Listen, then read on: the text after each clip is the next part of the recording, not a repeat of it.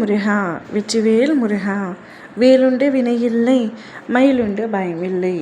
என் அன்பு தங்கமே, உன்னுடைய துணை திடீர் என்று ஜோதிடர் ஒருவரை காண சென்றிருந்தார்.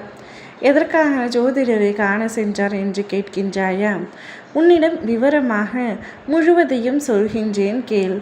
சற்று பொறுமையாக கேள். என்ன காரணத்தால் நீங்கள் இருவரும் பிரிந்துள்ளீர்கள் என்பது உங்களுக்கே தெரியும்.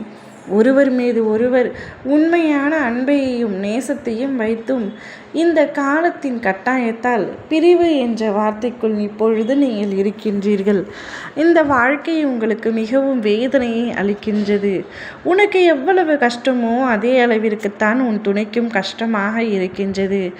என்ன செய்வதென்று புரியாமல் எவ்வளவோ முயற்சி செய்தும் ஒன்றிணையாமல் தொடர்ந்து காலம் உங்களை பிரித்து வைக்கின்றதனால் அவர் பொறுமையை இழந்து ஜோதிடரை காண சென்றிருந்தார். அவராவது ஏதாவது ஒரு நல்ல முடிவை கூறுவார் என்ற நம்பிக்கையில் உன் துணை ஜோதிடரை சந்தித்த பொழுது அவர் கூறிய வார்த்தையும் உன் துணைக்கு மிகப்பெரிய அதிர்ச்சியைத்தான் அளித்தது.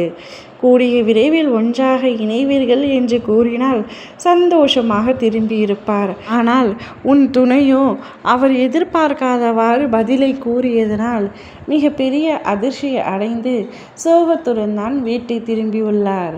அப்படி என்ன அதிர்ச்சி? அவர் இன்னும் கால தாமதமாகும் என்று கூறியிருக்கின்றார். நீங்கள் எப்படிதான் முயற்சி எடுத்தாலும் இந்த விதி உங்களை இப்பொழுது ஒன்று சேர்க்க விடாது. இன்னும் ஒரு சில மாதங்கள் நிச்சயமாக தொடர்ந்து நீங்கள் பிரிந்து இருக்க வேண்டிய நிலையில்தான் இருக்கும். அதன் பிறகு நிச்சயமாக ஒன்றாக இணைவீர்கள் என்ற சந்தோஷத்தையும் கூறினார். ஆனாலும் உன் துணைக்கு அது ஏற்கவில்லை.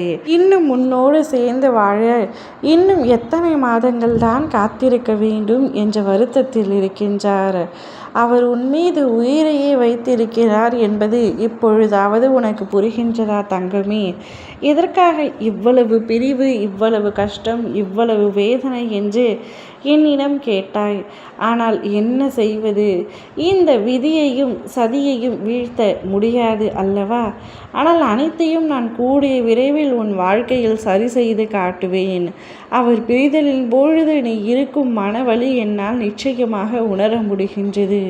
உன் துணையும் உன்னை நினைத்து நீண்ட நாட்களாக அழுது கொண்டிருக்கின்றார். அவர் செய்த தவறினால் பிரிந்து விட்டீர்கள். ஆனால் அவர் இப்பொழுது தவறை உணர்ந்து மன்னிப்பு கேட்டும் உங்களால் ஒன்று சேர முடியவில்லை. அதுதான் விதியின் விளையாட்டு என்பது. அனைத்தும் சரியாகிவிடும். இன்னும் ஒரு சில மாதங்கள் தான். நிச்சயம் உன்னுடைய வாழ்க்கை பிரகாசமாக இருக்கும். என்னை நம்பி காத்து கொண்டிரு. அனைத்தும் சரியாக்கி உன்னுடைய வாழ்க்கையில் ஒளி தீபத்தை ஏற்றி காட்டுகின்றேன். ஓம் முருகா வெற்றிவேல் முருகா.